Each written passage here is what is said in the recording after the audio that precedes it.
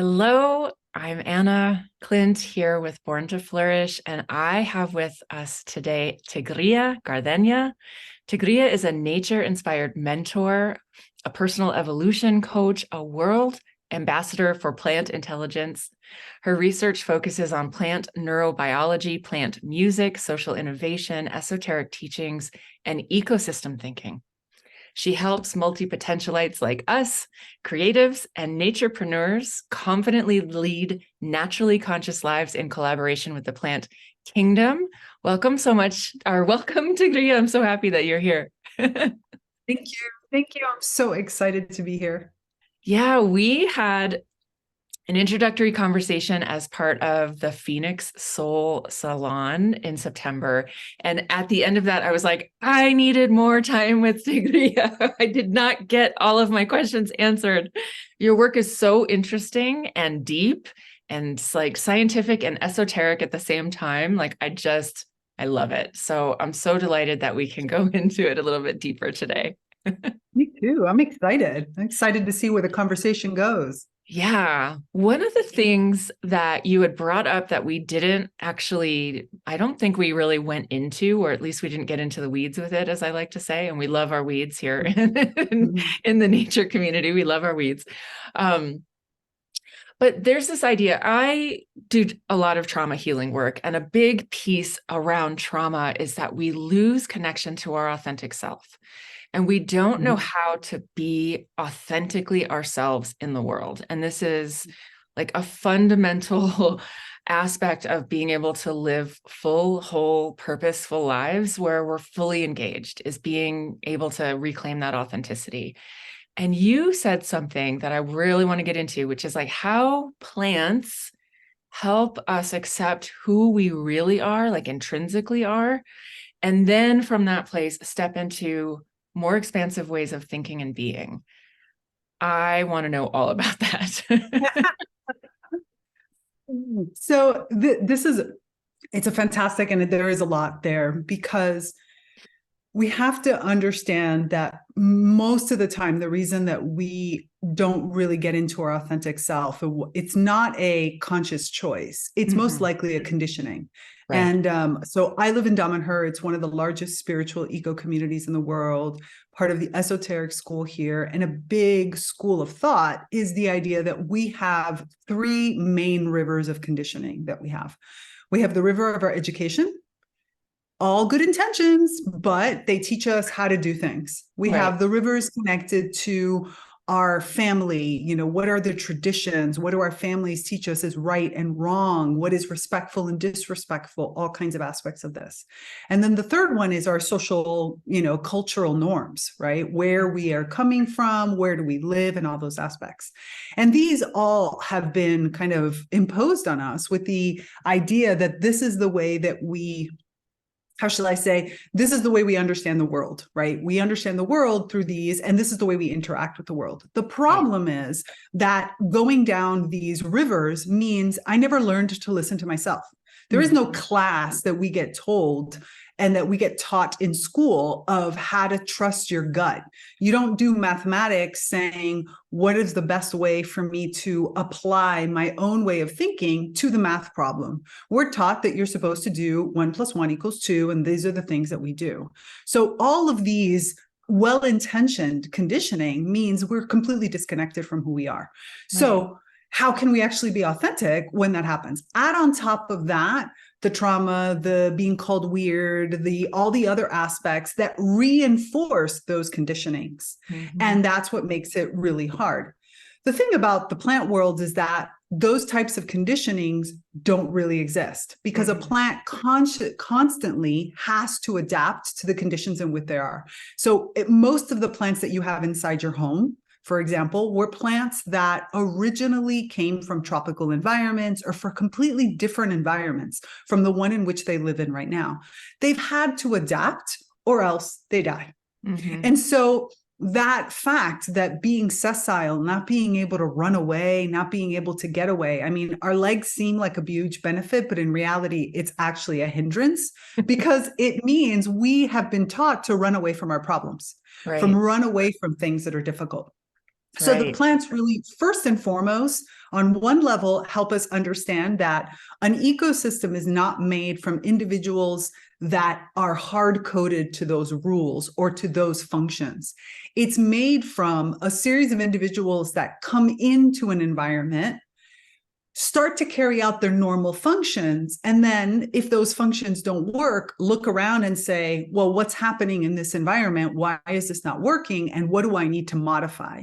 So even first as a model, then plants act as an amazing model to help us see that, oh, wait a minute, I need to take whatever I was taught. But if it's not working for me, I need to look at my environment and what is it that my environment is affording me? What is it presenting me with? And how does what I have been taught clash with that? And where do I make modifications? And this doesn't mean that anybody was wrong.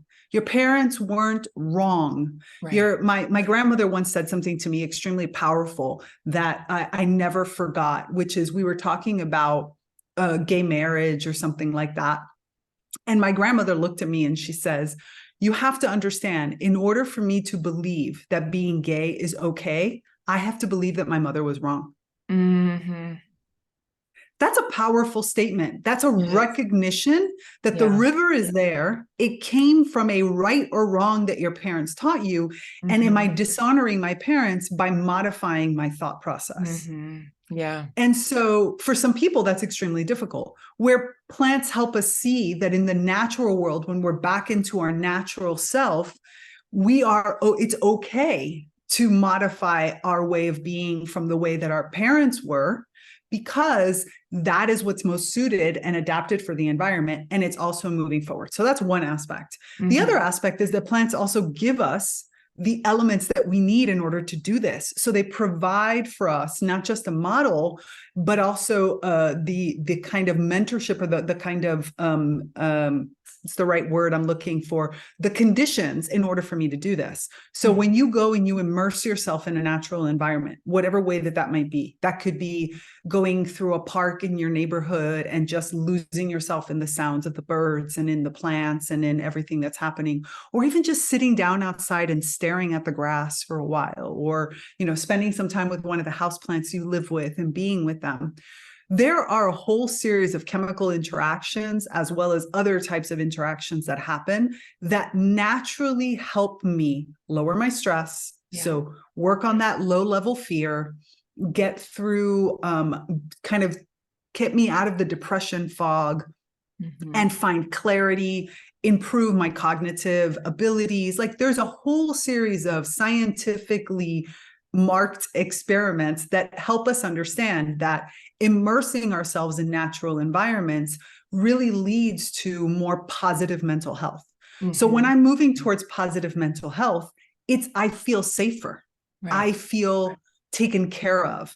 And I can then allow myself to see what's happening in front of me with better eyes. I'm not operating from a place of fear. I'm operating instead from the ability of saying, what's going on? What is it that's happening? And I'm able to even be more gentle with myself. I don't judge myself for this. I see it as, okay, well, that's where I am. Where do I need to go?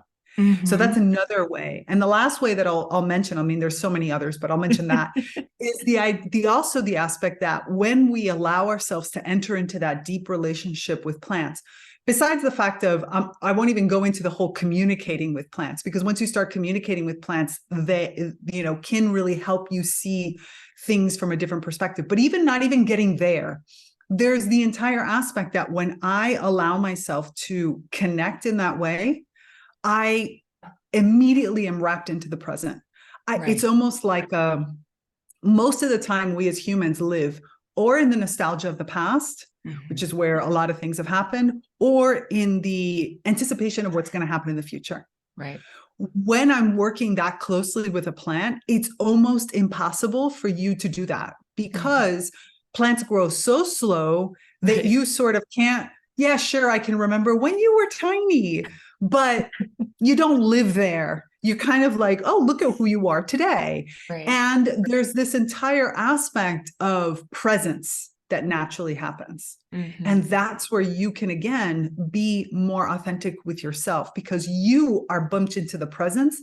And so you're not worrying about who you've been, and you're not worrying about who you've become, but you start to sit with who you are, which honestly, we do very little. Like, Very little we of that. really don't. We judge who we've been. We think Mm-hmm. about who we want to become, but we Mm-hmm. don't spend a lot of time in a non-attached way of saying, Right. okay, but this is who I am right now.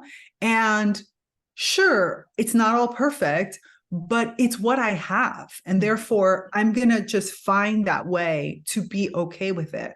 Mm-hmm. And to sit in that. And that allows me then to start to emerge out in a way that is more true to who I am. Like, I can, again, see those rivers, and I can see where they're coming, and I can see where they've brought me. And then I can say to myself, okay, well, this river over here, I don't even know if it's good or bad. Like, it's not that you automatically know this is not good for me, but sometimes you don't even really know if it is. So you have to sort of give yourself permission to get out of that and say, I'm going to test this. I'm going to try something completely new and see what happens. Like, do I really know what I like to eat? Or was I just eating what my parents do? I really want to eat at that time? Right. Like, do I have to eat breakfast, or is that just something my parents taught me to do?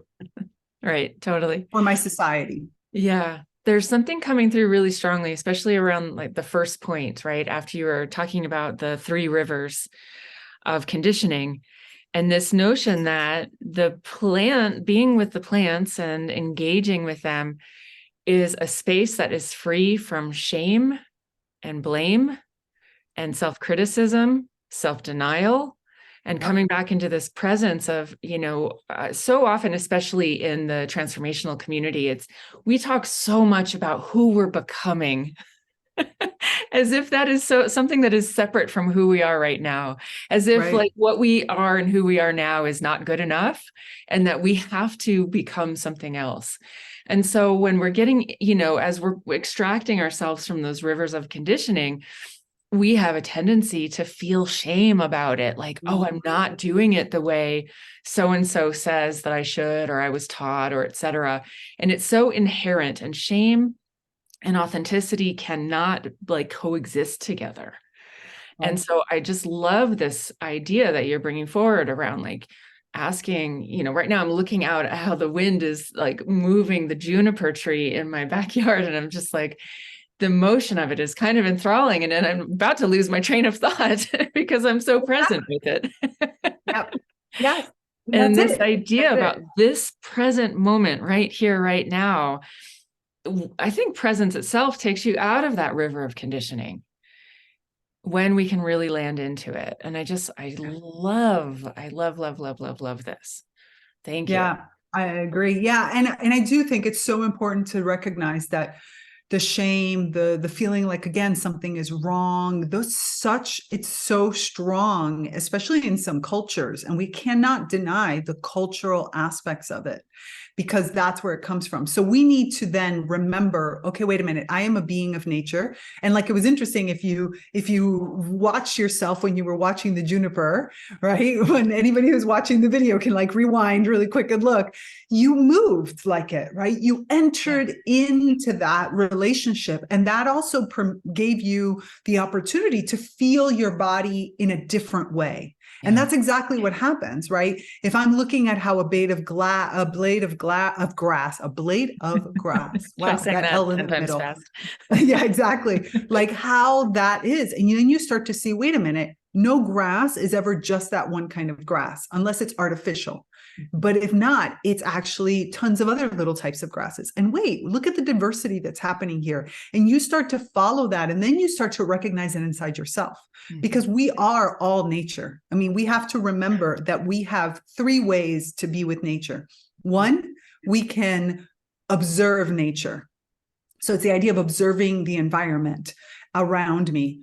Two, I can participate in nature. I can do things with the natural environment. The third is the most important. I am nature. And I have to remember that I am in there. And in an ecosystem, that shaming doesn't exist. Exactly. That idea that anything that you do is wrong it's all a test. It's all experiments. It's all the way that we explore the world. It's all the way we evolve. And evolution isn't a thing I'm always striving for. Evolution is a thing that's happening in the now. And I think that that's the other part of it. I don't use transformation as a word as much because transformation to me oftentimes implies a future. Mm-hmm. Evolution is always happening. Nature is always evolving. I am always evolving. The way I'm having this conversation with you, if you were to ask me this question again tomorrow, my answer would be different because I am evolving. I'm taking in more things. I'm saying it in a different way. I've had different experiences throughout it. And when we can remember that every single thing I do is an experimentation that I can then take in and integrate, or I can let go, then it's really freeing. It makes you realize that there are no mistakes. There are just things that you maybe could do it in a different way. And as long as you learn from it, you can pick up and go. I love that we are in this evolutionary process. That really resonates so strongly. And I love that. I'm curious, like, one of the things that you talk about are soul archetypes and our soul's mission. In the context of what we've already been talking about, like, how does the authenticity that this, like self-knowledge, like being with plants allows us to have a certain kind of a mirror that we don't necessarily have, even with people who know us really well, or even with our coaches or healers or whatever. And I'm curious how that relates to this idea of the soul archetype, the soul mission from your lens. Yeah. So we have to imagine ourselves as that all of us have a main sort of archetype, element, deep pattern that we carry out. All of us have it. I mean, and we've been carrying that same type out for as long as our soul has been in existence, whether you believe that that's one life or that's 700 million lives, but it's always been there. And that archetype, that element really describes kind of the way that I process the world. In nature, so if you look at it from a biomimetic perspective, we call it the deep pattern. It's the simple rule that gets carried out by that species or by that series of organisms or superorganism that ends up kind of helping them manage what happens in the world. And we all have that. So our element could be something like the catalyzer, right? The person that creates is the catalyst for change. The person who always, no matter what environment they're in, always drops that thing that makes everything sort of change and changes the rules on you. There's the person who's the pillar, right? I am always, my friend once told me that what he loves most about his wife is that no matter where he goes, he can pick her up and she will be rooted. So they can move from country to country, from experience to experience, and she will find the way to be his rooted anchor. She is the pillar upon which he can always kind of lean on. And so do all her friends say the same thing. Each one of us has a way of doing that. And this is also what we see in the natural world. There are these deep patterns that carry out, and this is what helps the ecosystem all sort of work together and flourish in it. And once we understand what that is, then I can look at all the different passions, all the different ideas I have, all the ways, and move it through consciously that element to understand. Now, this doesn't mean that your roles are different. Like, it doesn't mean you can't be a leader if you're sunshine. Like, if I'm a pillar, for example, I can be the type of leader that my team can rely on, that my team can really lean on, that my team comes to me when they are looking for support in some ways. If I'm instead a sun archetype or a sun element, then this means that I'm the one that's supposed to bring inspiration. I'm supposed to bring new light. I'm supposed to shine through in these ways. If instead I'm a catalyst, I'm the kind of leader that helps to bring in new. So I'm probably working in elements that bring in something new and unexpected, that takes what's static and blows it up in some ways. So there's lots of different ways to do it. And the plants help us really understand that this is a natural process and that it's not limiting. Because again, I can express myself through many different type of ways, right? I could be a leader and I could be a painter and I can be a musician and I could be a secretary, and it doesn't matter what the actual role is. It's how you carry out the role that is important. And that's what happens in an ecosystem. You have these particular archetypes that are always being embodied. Somebody has to produce this. Somebody has to. So you have your decomposers. You have instead your dentivores. You have instead those that produce nourishment. You have those that transport nutrients. You have those that can break down rock, those that can break down phosphorus, those can, there's all kinds of different elements. And that helps us better understand that my place or my way of doing things is not reliant on whatever passion I'm doing. I can change from one passion to another. What it is, though, is the way I carry it out allows me to really be me, because it allows me to express myself more fully. So going back to the authentic self, when I recognize my element, when I recognize who I really am, what are my patterns and what is my natural way of doing things, now I'm expansive, because I can take in any input and pass it through that filter and have it come out as something spectacular, because that is what I was here to do. That is what allows my soul to carry out the overall mission that it's doing. And each life, I get to do it from a different purpose, with a different set of tools, with a different set of characteristics and traits and personalities and passions and all these things, but they go through the same engine. And life by life, I am improving my engine. I'm refining it. I'm making it more clear. I'm being able to use it more efficiently. That's amazing. What is your soul archetype?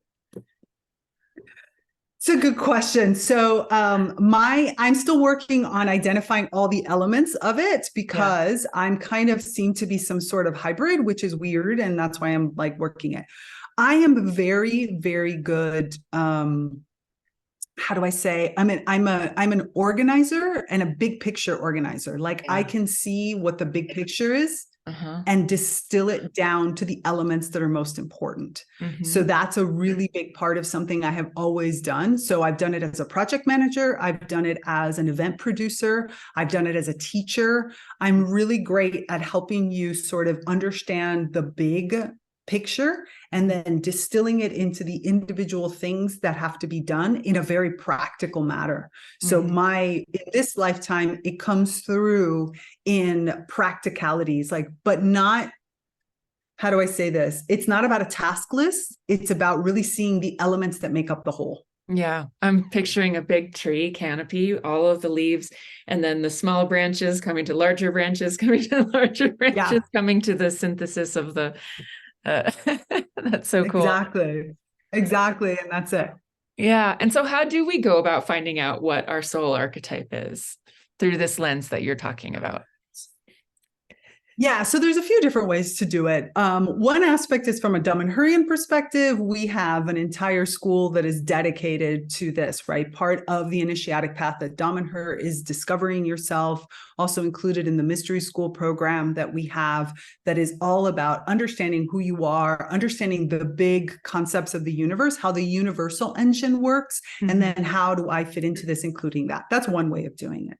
Another way of doing it is, of course, working with me in the sense of what I love doing is I work with people one-on-one and in community. So I live in community, right? Like I said, Damanhur is one of the largest eco communities out there. And so the idea of we evolve better together and faster is a concept of nature, right? If you go to a biomimicry's website, you will see it nice and big and clear, like partnerships, collaborations, mutualisms, all of them. The togetherness really accentuates the learning process and the growing and the evolving process. So when I work with people, I work with you one-on-one, because we need to create that space for you to really explore, to let you open yourself, because you'd be amazed how many people come and they give you one little piece of the story because they don't understand that the whole story all matters. Everything matters. Like you don't want to limit yourself. You want to see everything that is around you. So the one-on-one work really gives us the ability to go into you and to look at yourself. My client the other day said to me something so beautiful. She said, I have the feeling that I could say to you the worst thing that I might have ever done, the thing that causes me the most shame, and you would help me find how it's okay. I'm I'm like, yeah, that's Beautiful. it. That's what I Yeah. do. Because once you feel like it's okay, then it's easy for you to move forward from there and take it into something else and really Right. use it. And then the other aspect is the community. So I have my own online community. It's called the Naturally Conscious Community. It has both free and paid parts. And all of my clients, as well as everybody in the world that wants to go in there, goes in there. And this is a place of exploration where, again, everything we've talked about is laid out, where we have these discussions specifically around, we need to change the paradigm.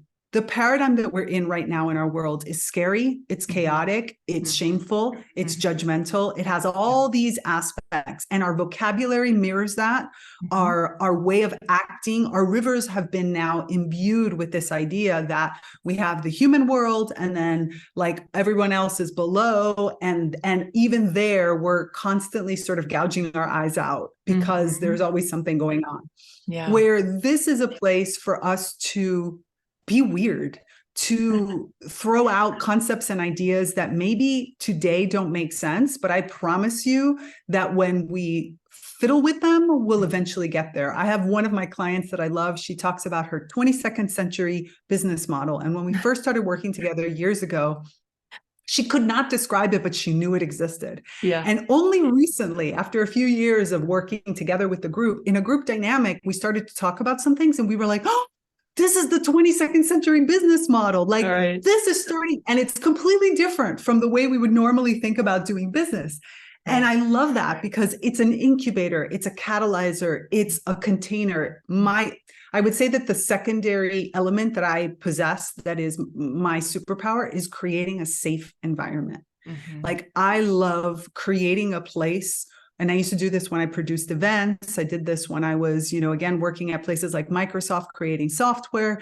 How do you feel safe enough to experiment? How do you feel accepted no matter what comes out of it? And I love creating that, which is why I decided to do it on my own platform, because I wanted that safe net that people could let out their whatever they were thinking about, and nobody would make fun of you. On the contrary, be like, that's an interesting concept. Like, I had never thought about that, which is where the plants are really helpful, because plants don't use the human logic we have today.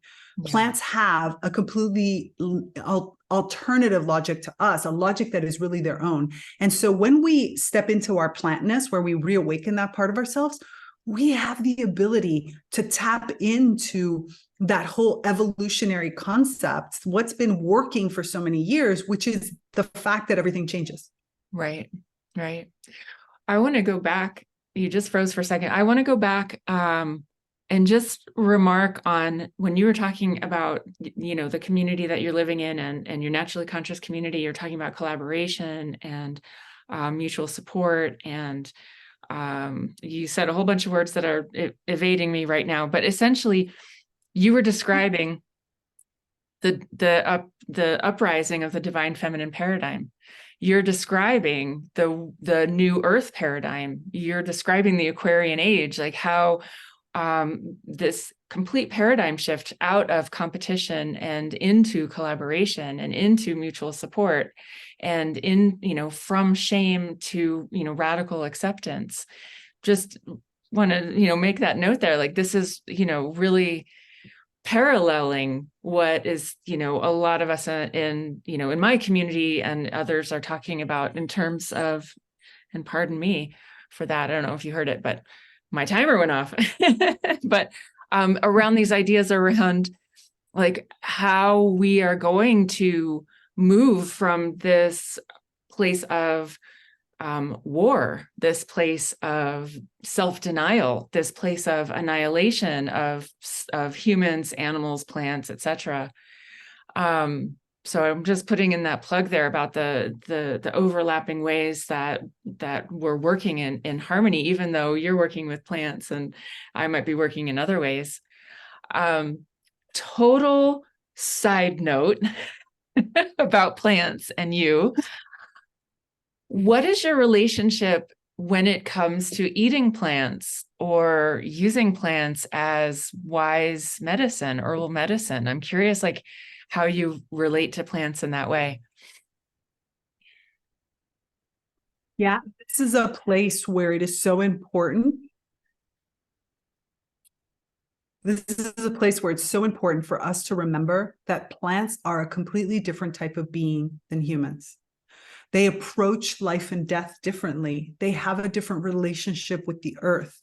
They provide food and nourishment. They are, their photosynthesis is exactly that, as a pillar for our entire world in which to create what is necessary to nourish others. And this happens both spiritually, emotionally, physically. And so eating plants is not about should I or shouldn't I eat plants. It's about balance. It's about harmony. It's about flow. It's about reciprocity. The idea of how much can I eat? And that was interesting because I have body dysmorphia. I've had lots of situations with weight and body things and shame and such for many parts of my life. Mm. And this work with plants has fundamentally shifted that. Because I now don't have to think about dieting. I eat based on a relationship. Therefore, I try not to take too much. And I try to give back. I try to listen to my body so that I fundamentally believe that if everybody ate based on listening to their body, we would have enough food to go around. Totally. If we understood better how to create a relationship with our food, we would not have the gorging that happens. So we wouldn't have both the health problems that we have, but we also wouldn't have a lot of the agricultural and mass agriculture problems that we have. So for me, the eating part is part of the cycle of life, right? You see it in all aspects of the natural world. You see lots of species that eat plants, and yet they live and thrive and flourish. It's only us that go into the excess because we do it based on fear and trauma and non-authenticity and for social. I mean, have you ever tried to go out with a group of friends and told them, oh no, I'm not going to eat? They tell you something's wrong with you. What's wrong? Come on, just eat, whatever. And you're like, I'm not hungry. And this is not when my body naturally wants to eat, but I love being social with you. So I'm going to be here and be social. So we need to, again, going back to those rivers, to break from those in order for us to create this reciprocal relationship that is natural body to natural body. And then I will know how much to eat in order to create that flow and in order to ensure that both of our species are nourished and survive and grow. Yeah, beautiful. I love that. I love that so much. Yeah. And it took a while to get there to that part because it was like, what is happening here? Well, and again, it's going back to the shame piece. Those rivers are so imbued with shame. And that's not to blame, like you said, it's not blaming our parents. It's not blaming culture. It's just that over time they have been, I think about like toxic pollution in a river, and like that's like, I think of the factories dumping shame upstream into the river, and then there we are in these rivers, and it's not our fault. It's not really anybody's fault, but it's our responsibility to heal from it and to move forward. And what I'm hearing you say is that plants are an incredible ally for us to do that healing work, to come into presence, deep presence with who we are and how we can move through the world and how we can evolve moment by moment by moment and really embrace that evolutionary process, embrace the moment, embrace our whole selves, and know that we are imperfect, and yet we are also here in this grand, incredible, beautiful world of plants and animals and minerals and maybe fairies and all of these other things and angels and all of this. Exactly. This is just a beautiful piece, and we are beautiful pieces of it. And I just love your energy so much. And I'm so grateful for our time today. And this has just been such a delight. Is there any last closing remark that you would like to share with our audience today? I'd love for everyone to recognize that the reawakening, the plant reawakening that comes when you step out of the blindness, doesn't necessarily mean I have to become a hiker or a hippie or somebody that goes around and rolls around in the mud. Like it doesn't, that's not what it's about. Yeah. I have had extremely moving, inspirational moments with houseplants, or I've had so many insightful understandings that come from sitting right exactly where I am, staring out the window to a beautiful silver fir named Gary the silver fir, who's outside, and just allowing myself to connect to Gary and just lose myself in Gary.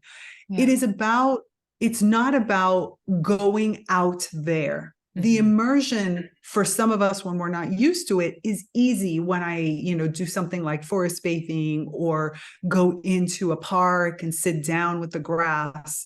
But that's not a necessity. Oftentimes, it is about giving myself that space to just be Yeah. in that place, in that moment with that plant. So, behind me, there's a Dracaena, the mother-in-law's tongue that's sitting there. And this is the plant that asks me to dance. And so I connect, I put some music on, or sometimes I don't, and I just let my body move. And that is a super powerful way that we connect. With this plant, I connect through movement of my body, and I get tons of information. And I don't have to go outside. I can, but I don't have to. So just remember that nature is all around us. It's in the cracks with the moss growing from the crack on the wall, or from, the tube of the gutter, or from the dandelion that's coming out from the crack in the sidewalk, or for the tree that's sitting and lining your street. All of these could be allies and friends and partners. So it doesn't have to be this giant, I'm going out to see the redwoods. Beautiful if you can, love it. Yeah. But it's not a necessity. So just remember that nature is about the connection I have with myself, my own inner plantness, my own inner nature, as well as, and making that, letting that make connection. I'm staring in the direction of a tiny little plant that has, is one of those plants that I look at when I just need that little pick me up, that little. And that could be huge. So just don't feel like you have to go far, put on hiking shoes and do all that. Yeah. Thank you so much for your wisdom today, your energy, your enthusiasm. This has been super fun for me, and I'm sure it will be for our audience too. So thanks again. Thank you. Thank you so much for the conversation, the stimulating questions. Like, I love getting into all this and being able to share it with everyone.